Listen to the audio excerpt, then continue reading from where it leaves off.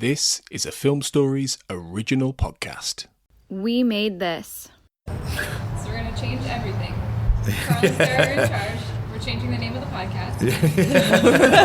Right. That's right. Yeah. So Tony, yesterday, because we're starting recording, we're changing the name of the podcast. Carl and Sarah are in charge. They're in there somewhere, so we're good. Carl and Sarah. We just the pitched okay. season 12 to Spotnitz. He's He's right. on, He's so right. we're going.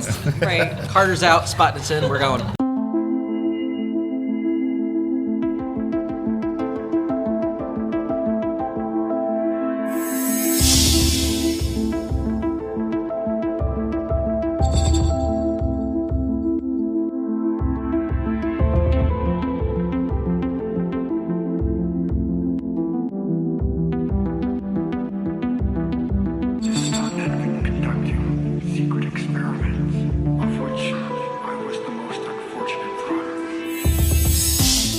Hello everyone, we are here at X-Fest 2, back in Chicago, day 2 of our recording. With me I've got Michelle. Hi Michelle. Good morning. Morning. Marlene. Hi there, Kurt. Hello, and we've got Andrew Blaker. Good morning. Cortlan.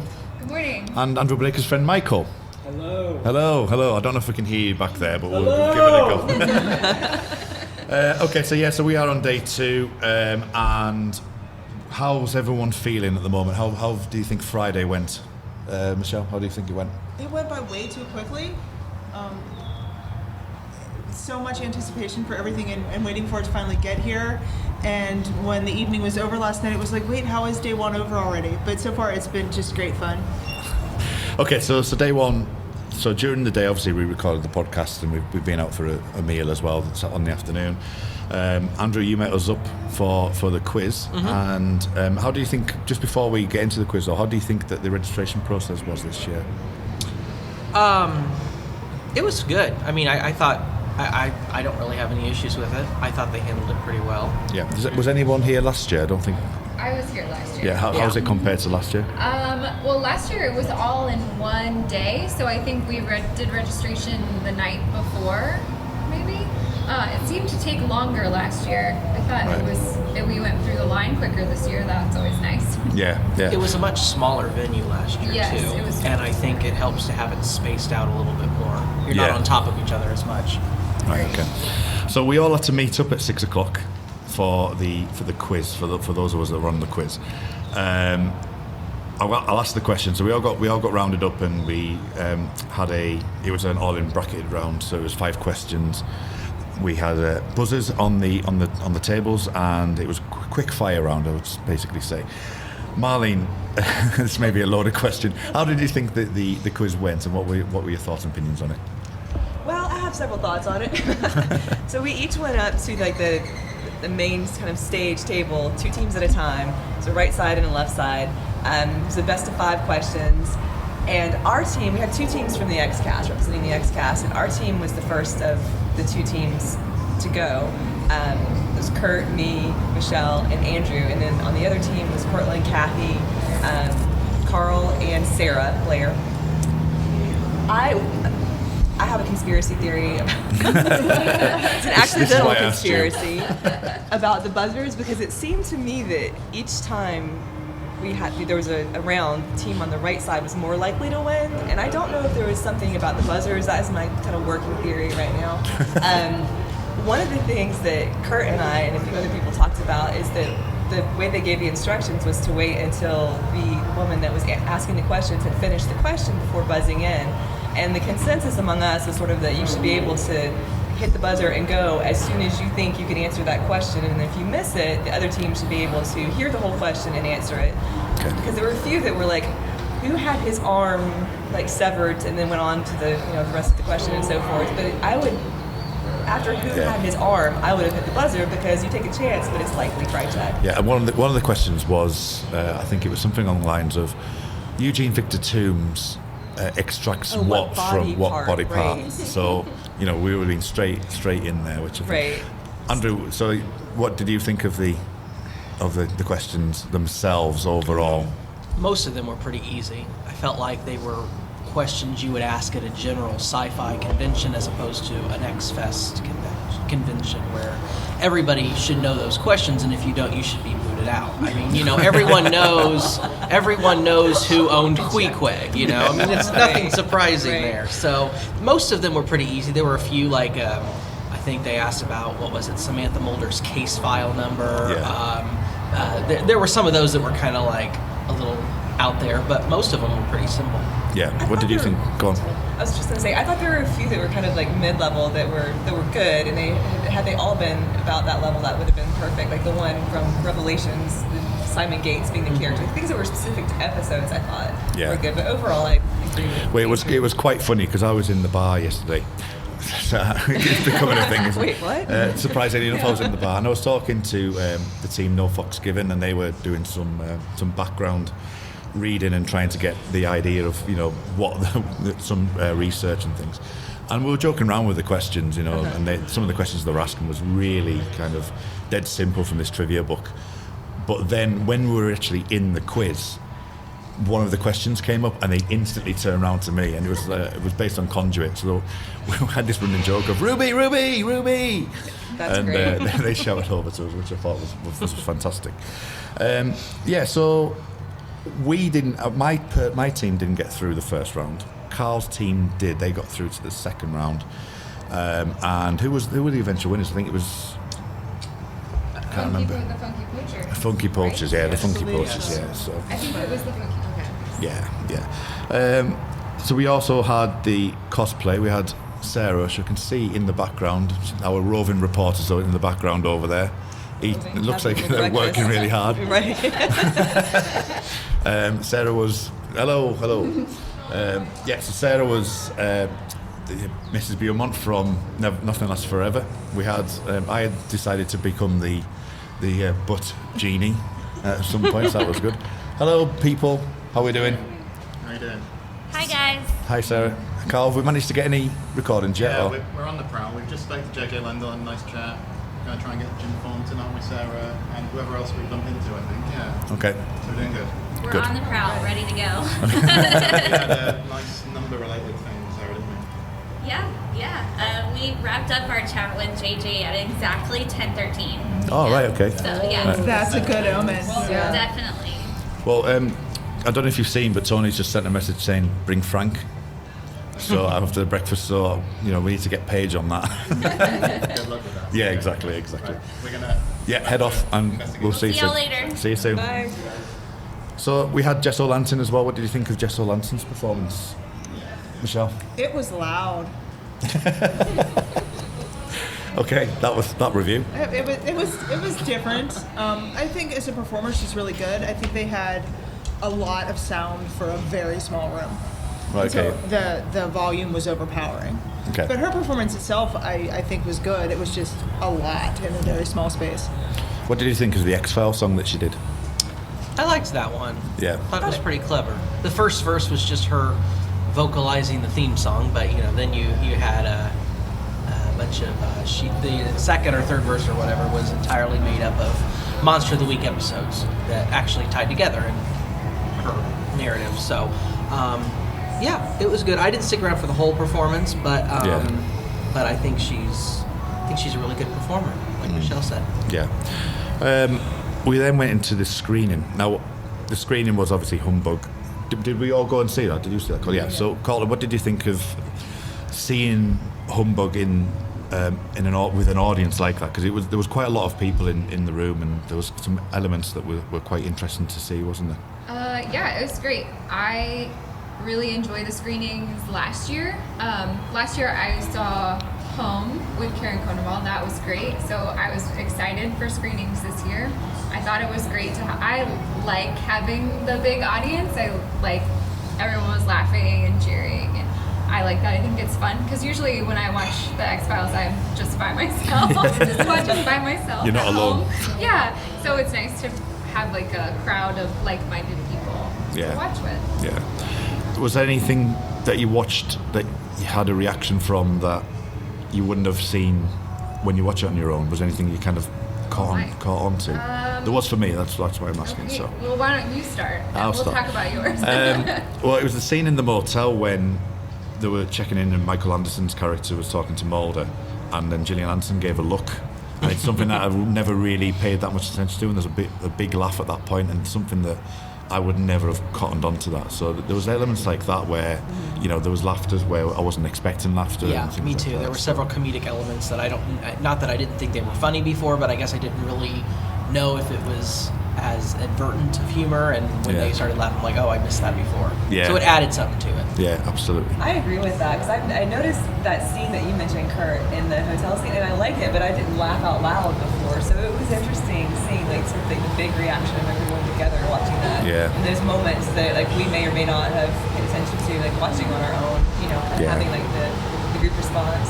And I also loved that everyone was sort of paying rapt attention to this episode that we've probably seen 100 times, but people were very absorbed with it. Yeah. And of course it does star the Enigma. Now the Enigma, when we got back after our meal, myself, Carl, went in to have a look at the preservation stuff. It wasn't quite ready yet, but the Enigma was there, so we had a brief conversation with him. So we obviously messaged in our group and said, we've just met the Enigma.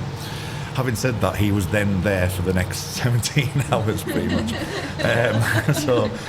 We ended up speaking to him last night in the bar till about 1 o'clock in the morning. So that was fantastic, and we're hoping to get him on to the podcast at some point as well. After the screening, he had a few things to say. Marlene, give us a brief overview about what he said and what your thoughts are on it. I thought he took questions from the audience, and a lot of them were about the episode. There were a few that were about just other aspects of his life. He was asked how he got the part, and he went into that. He sort of secured his route, I think, into answering some of the questions, but that made the story more interesting, and he kind of got back to that a lot of times. And I thought gave a lot of insight and inside information, I guess, about what it was like to be on the set. And so I really enjoyed those stories, and I think that he kind of enjoyed being able to tell them to us. He seemed to try to take his time to go through and explain things. I think one of the most fun parts was when someone asked if he really ate the fish from the river scene. And so he went into how the fish was constructed and what they had told him to do. And I think we talked about how cold it was being out there, and they had someone on hand in case he became hypothermic, and just things like in watching it you wouldn't necessarily think were going on. And I thought he gave a lot of detail on what it was like to be. I don't want to minimize this, but a smaller performer. He wasn't the star of the show. Yeah, well, he himself even said that, didn't he? I mean, I'm only in for 5 minutes, he said. Yeah, first gigs, and that was like to be on the set. And he talked about Kim Manners, both the direction of the episode and then what he was like as a person outside of that as well. So I thought that was good to hear, and I thought it was cool that he was the one that brought up Kim Manners in the discussion too. Did anyone pick up what he actually said about Kim Manners? You, Michelle? I thought it was really interesting that when he was called, from his hotel room by Kim Manners to come to dinner at the hotel, and they didn't want to let him in based on his obvious appearance is not traditional, is not conservative. They didn't want to let him in, so the Enigma persuaded the person at the entrance, I'm just going to go say hi to my friends, and then I'll go right back to my room. This is after offering to change clothes, try to accommodate their requests. They still weren't having it. He did get the opportunity to go and say hello to Kim Manners and told him what was going on, and then Kim went to bat for him, which I thought was just an awesome story, and relating the type of character that Kim Manners had. I really not really enjoyed that story because it's awful that somebody would treat somebody that way based on how they look, but it was a nice story in that he went to bat for him, and I thought that was great. And I think he got the a letter of apology as well. He said in that as well, so it was really good that. He also mentioned about his how young he looked and how little tattoos he had, which I thought was quite a neat little thing. And what did you think, Cortlan, overall of the whole talk that he gave after the screening, just before we go into his performance? Sure. I think he did a good job answering questions. I think, like Marlene said, he did take a circuitous route to a few of those answers, but I thought it was really interesting hearing his perspective being a part of the show and coming in after having seen some of it, kind of in between his own tour dates and things like that. I think that he did a good job. It was very late in the day for a lot of people, so including me. So I was pretty sleepy by the time he was finished, but I enjoyed hearing him nonetheless. I think sitting in for a 45-minute episode when you've been doing so much during the course of the day, and because and that's the latest one we've got. It's 9:45. I think so. So sitting in, and I could just feel myself towards the end. He was asking other questions, and I did have a question for him, which I eventually asked later on in the bar. But it was literally, I can't open my eyes to physically answer it, which was really good. What about the show then? What were your thoughts on the show, Andrew? The Enigma Live? The Enigma Live. The Enigma Live. Yeah. Well, it was... what was your favourite part? So, you had some sword swallowing, you had some chainsaw in the face, you had blindfolded. He was blindfolded with a chainsaw, cutting an orange in his mouth. It was something. I haven't ever seen really something like that before, so I enjoyed it. He had different personas or characters. Every 10-15 minutes he would kind of bring out a new character, and there was some audience participation as well, so it was entertaining. Marlene? I agree with Andrew on that. I haven't seen anything live like that before. I've seen videos, but I haven't really seen a live performance of that. He also did the thing, because he swallowed a lightsaber, which is kind of, I guess, similar to swallowing a sword. I imagine. Having done either, I don't know. I don't think it's similar. The chainsaw, but he also did the last one he did, I think, was mixing liquid in his stomach. I guess that's where it was mixed. But he had an assistant come up on stage, one of the audience members, and he ran a plastic tube. I don't understand exactly how this went, but it went like through his nose, out his mouth. But then there was another one that also went through his nose and out his mouth, into his stomach. And he had two containers of what looked like a Gatorade-like substance. One was blue and one was like yellow. And so he drank them in rapid succession, did something or other, made some sort of convulsing noise, and then came green liquid back through one of the tubes, back into one of the bottles, and then into the other bottle. So it was magic. It was magic, like a yellow and blue. It was really gross watching it, and it's even more gross remembering it. I actually have a video of all of that I'm trying to upload for people, because I filmed that whole thing. But I thought that was the most unique part of it. I guess enjoyment's not the right word. I was intrigued. I was fascinated. That's a great way to describe it. I think that's the way it's designed to be, isn't it? So that was pretty compelling. And he did have the woman that was the assistant actually pull the plastic tubing out of his mouth and nose and like that whole sinus cavity area, which she seemed a little bit reluctant to do. But anyways, did that. I thought it was a good ending, because that was something kind of different. Okay. Fantastic. Well, he did, as I say, he came later on at night. I think also as well during the night there's been quite a few spots of some of the stars, wasn't there? I think people have ended up in lifts. And has anyone got any stories that they've seen in passing or at all? I think it's mainly the likes of Paige. Well, just this morning we had all three of the lone gunmen in the hotel lobby just chatting up with people, so that was pretty cool. I walked by him without even realizing who it was at first. We were sitting across the way, well, maybe about 50 metres away. And Cortlan pointed him out, and I was like, what did he say, Cortlan? Sorry. And I looked, and he said, he's going to wave at him. Oh no, I just realised who it is. Okay. No, he looked, I have to look down. So, what are you looking forward to for today? It's a packed event, so I think we'll go around the table. So Michelle, what are you looking forward to specifically today? Specifically, that's difficult. I'm going to give a generic answer, everything. I have a photo op this afternoon with all three of the gunmen, so I'm looking forward to that. Maybe that one specifically, but the screenings are another high point. I had never been to a screening with a group. Right. Again, like Cortlan had said, it's always sort of a solo experience, so that was really fun, so I'm looking forward to those as well. Brilliant. Marlene? I think one of the first specifically scheduled things is the Mark Snow panel. I'm really looking forward to that. So that's the first thing. And then I guess after that, some of the autographs and the photo ops. I'm not sure if Carrie Cannavale is coming in today or tomorrow, but she's one I'm looking forward to seeing. And then, like Michelle said, screenings as well. Because I just think that's a great kind of X-File community experience. Yeah. Andrew? Frank Spotnitz, I want to get his autograph this morning. There's panels all afternoon with Mitch Pileggi, Annabeth Gish, and Nick Lee. So those kind of are back to back.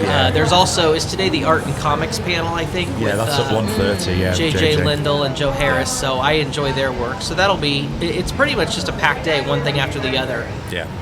And Cortlan? Well, anyone that follows my Twitter feed probably knows or has heard me or has seen, not heard isn't the right word, has seen me tweet about Annabeth Gish and the Gishies, and we're doing a big photo, a group photo today, pretty soon, actually, toward the beginning of the day today. So looking forward to that and finally seeing that all come together. And what's the final numbers that you've got?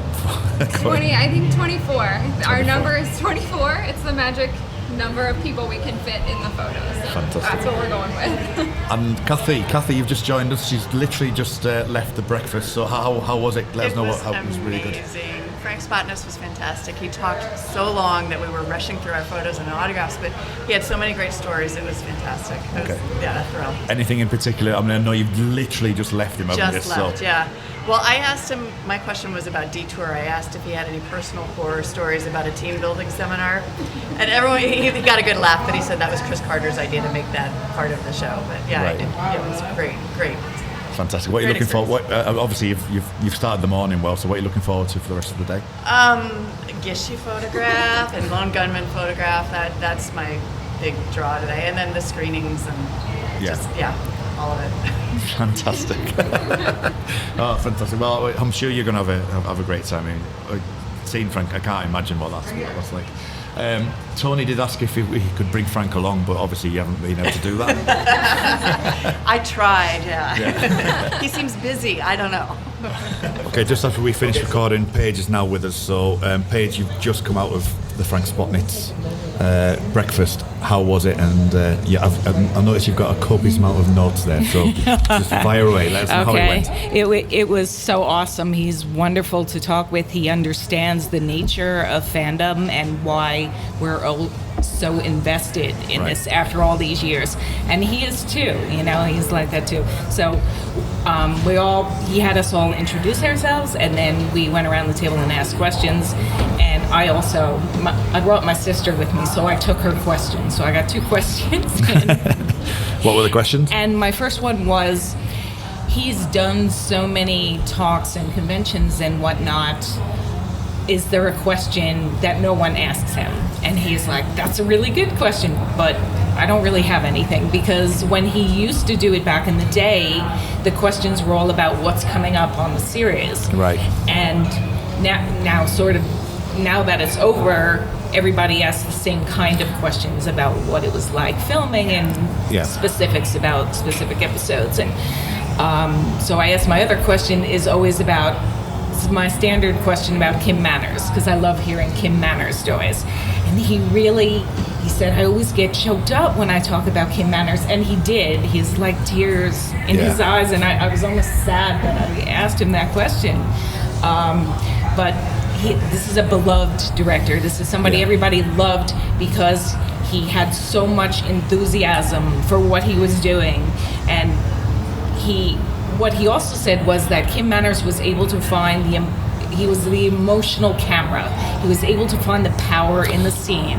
And he said with all the people he's worked with since then, no one has that kind of ability that Kim Manners has. So you can understand why he's still so choked up about him after all these years.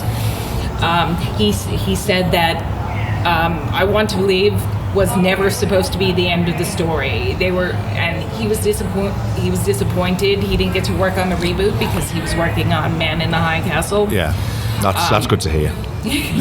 And he said it in a very even way where he doesn't sort of dump on the X-Files, but he said it it wasn't the way he would have ended it. Right. And he said things about how, let me find this. When they were in the original run, they realized he was the one who went on the message boards and listened to all the dumping on that they got from other people. You know, he's 2% of the fans are going to come on message boards and say horrible things, and the other 98% are really enjoying the show, you know. But what they realized was that the audience is smarter than they are, and we remember everything that happens. And so Chris Carter pushed them to be as smart as they could, and he thinks that's why so many people like Vince Gilligan with Breaking Bad have gone on, all of them, you know, and Howard Gordon and Alan Scanza, and have gone on to have great careers because they were pushed to be the best they can be. And, let's see. There was a lot of talk about Darren McGavin how he was the one. Darren McGavin was originally asked to be Senator Matheson on the show. Oh, right. And he wouldn't do it because he thought that The X-Files was kind of a cheap ripoff of Night Stalker. Yeah. And it was Frank who turned him around and said, no, we're paying homage to this, and got him involved. And David Duchovny didn't know him at the time, but when they filmed that episode with Travelers, he really fell in love with him, and that's why he wrote him into his scripts. And unfortunately, he had the stroke during Unnatural and was unable to go on and continue doing that, but they totally adored him. So the original idea for the ending of The X-Files was Chris Carter said it was supposed to last 5 years, and at the end, Mulder would find his sister. Right. This is during the breakfast. Frank was asked about how it ended in season 7, and he's like, that was never the intention of how it was supposed to end, but they didn't know what was going to happen with David, and they needed to wrap up that story, and so they went what he called, and I sort of agree, a brave way to go with it. And they did what they did with closure. Frank has this way he likes to look at it. He always says about television, you have to do everything right and then get lucky, and that's what the X-Files did. They did everything right by fighting for Gillian Anderson when the executives at Fox didn't want her, by casting David when I guess Kevin Sorbo was in the mix. And then they got lucky in the fact they had chemistry together. It was great listening to him. Yeah. He really listened to everybody who was talking to him and gave really thoughtful responses. So he was asked, of course, about the seasons he didn't participate in it. And he was talking about when you end a series, you need to wrap up the plot, but you also need to wrap up the emotional journey. Yeah, the character kind of aspect to it. Yeah. Yeah, exactly. And he thought that's what they got wrong at the end of season 9. But in their defense, how can you wrap up all that? Because David was gone for a while, and you have Doggett and Reyes in there, and how do you wrap that all up in season 9?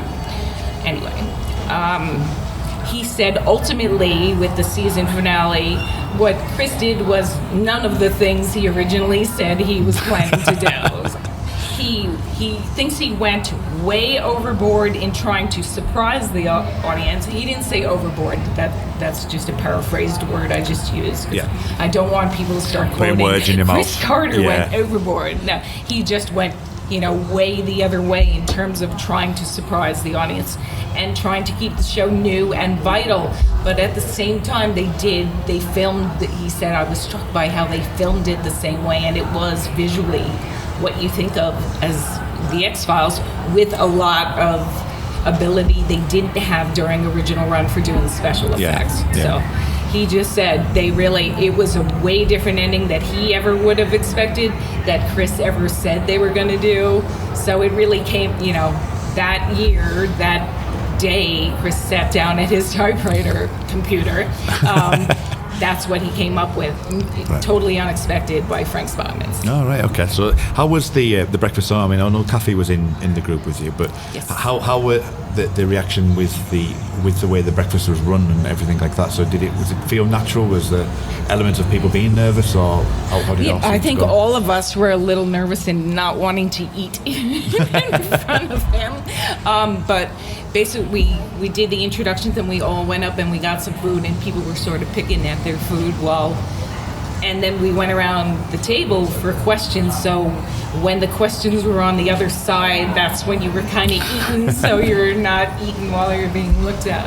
Okay. I think there was somebody from Frank's camp had camera going. I'm like, oh, I'm just chewing, that's going to be on Twitter now. And Right, yeah. it's me eating. Fantastic. It's really a good time. Oh, thanks for the feedback. It's much appreciated. Sure. I know that you've got to run because you've got quite an interesting project that you're on. Can you give us just a quick, I think we've discussed it before, but give us a quick overview of what you're trying to do over the next 2 days. Okay. Well, I know everybody probably has the big coffee table book, The Complete X-Files. And a few years ago, I go to a lot of pop culture conventions, so I started getting autographs from X-Files people in it. Not just the big stars, but the guest stars as well, like Tony Todd and just Veronica Cartwright and all these people who have been on the show. Well, when the first X-Fest came around, that was like a supermarket, like all these people. I need everybody for the book, and it's much like that again this year. I have 7 people I have to get today, 7 people I have to get tomorrow, and finally the Lone Gunmen all in one place at one time. So we've seen them in the bar, just in the lobby there, so they're all together now. Isn't that great? Yeah. We're walking around the lobby and we're like, oh, there's Mitch, oh, hi Nick, Chris Owens, touch my shoulder, that kind of thing. Yeah. Okay. So I have to go run and start my day in autographs. Okay, so just before you go, where can people find you online? Sibling Cinema in the Facebook group, and we're also on Twitter and Instagram and Tumblr and Pinterest. We're all over the place. Okay, good stuff. Right, get yourself away. All right. You need to get going. No problem. Okay, speak to you soon, Paige. And while we're on that, we've got obviously the people here we've got some have gone, some have stayed. So, Andrew, where can people find you online? Pretty active in the Facebook group, the Xcast. Yeah, basement, yeah. Yeah, and I have a Twitter handle at AndrewBlaker620. Xcast is pretty active on there, but the Facebook group is the best place to go. Okay, no problem. Marlene? I'm also active in the basement group on Facebook. Some great discussions and back and forth conversations on there. And then I'm on Twitter at Marlene MHS. Okay, no problem. I know Cortlan's gone, so I'll probably catch up with Cortlan later, but Michelle as well. And then that will be us wrapped up for the day, and we'll see what else we can pull together, where Carl and Sarah have gone to, and pull that together ready for the podcast later on. So I am on Twitter at mmbaker13. Okay, brilliant. Okay, thank you very much. Let's go and do this, people. Let's go do it. Okay, thanks very much. Kick it in the ass. The Xcast, an X-Files podcast, is produced and presented by Tony Black, alongside a dedicated group of podcasters and X-Files fans. You can find us on Twitter at The Xcast, and on Facebook if you type in The Xcast, or at our group X-Files Basement, an Xcast podcast fan group, where you can continue the discussion about all things Mulder and Scully. If you want to support The Xcast further, you can now subscribe and become a patron of the show on Patreon. On Google, just type patreon.com/The Xcast. That's Patreon. You'll see all of our tiers, subscription options and perks, which include early access to episodes, bonus content such as commentaries on X-Files episodes, access to a patron chat zone, and even appearing on one of our patron roundtable discussions.